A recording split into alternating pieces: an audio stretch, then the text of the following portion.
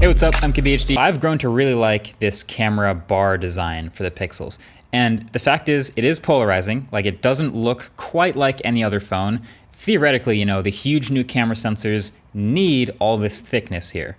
But it could have looked like any other phone. Like the Vivo X70 Pro Plus has the same 50 megapixel sensor, but they went with a camera rectangle. But this visor, it's a look. This is the Pixel phone look now. It's very easily recognizable.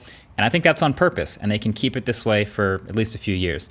And the bar design is functional, I will say. My index finger does end up resting nicely underneath the camera bar when I'm holding it, which is nice. It doesn't rock on a table either if you're typing or using it out of your hand. The only weird part is it doesn't quite like blend nicely into the aluminum sides of this phone. Like, I think it would have been really cool if it was like a seamless blend, like one piece, like what Samsung did with the S21 Ultra. But there are a lot of seams all over this camera module. But hey, at the end of the day, if you're just gonna toss a case on it, like this grip case from channel sponsor dbrand, it's basically just gonna cancel the bump anyway.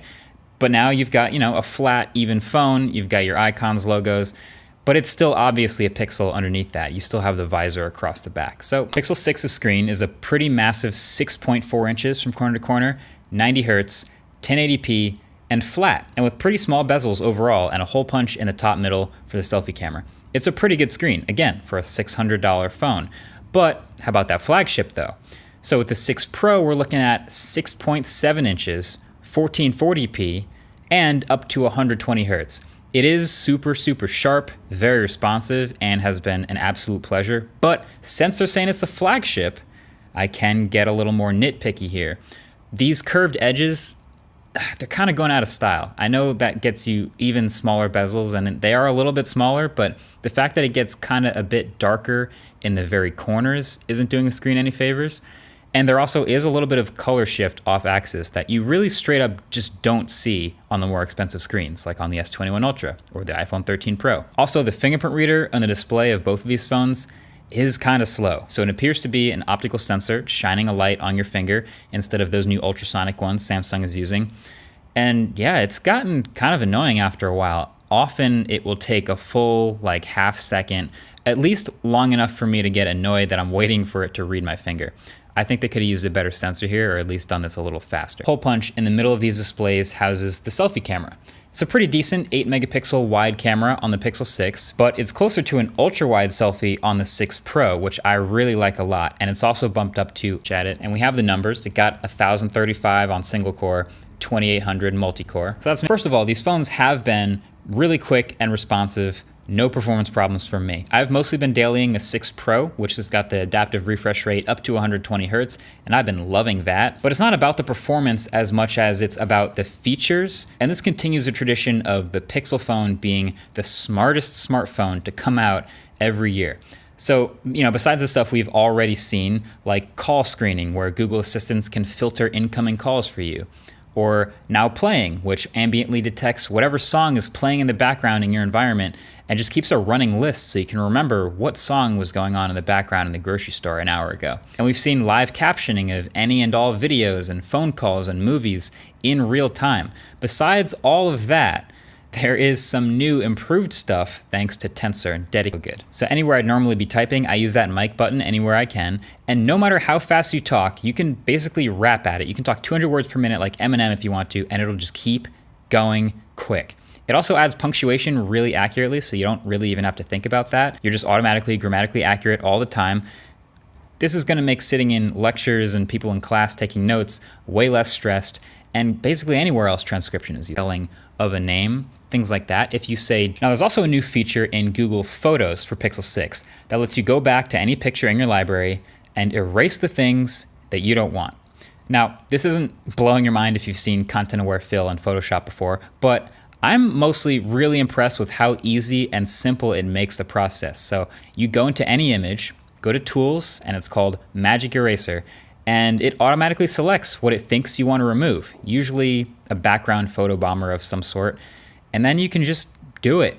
And if there's other stuff you want to remove, you can draw a sloppy outline around it. It will auto-detect the edges, usually really well with any sort of contrast, finds the object you're talking about, and just removes it. Just like that. So it kind of reads like magic, and people on Twitter loved it. But just like Photoshop's content-aware fill, It has certain things it works really well on and other things not so much. So it works best with simple repeating backgrounds, maybe gradients or textures, and with a lot of contrast. But if you try to get rid of like a large object that's in front of several different backgrounds, well, that's just gonna look bad. Like that's difficult for AI. But I was very impressed with some of the things it pulled off just messing around with it. It's probably a gimmick feature still for most people, but this is yet another demo of the powerful AI and Tensor. That can be pretty great sometimes, of wired charging, which is not super fast, but it's okay. And the wireless charging that's supported is even a little bit slower than that. So the battery situation for me has been overall kind of a bummer on the flagship. I can get around it by just charging all the time, like in my car, at my desk at work, but you never really want to have to do that. Over aesthetic, Material U, and all kinds of visual overhaul happening here. So I made an entire video about all the new features here, which I'll link below that like button. But yeah, I really like most of it.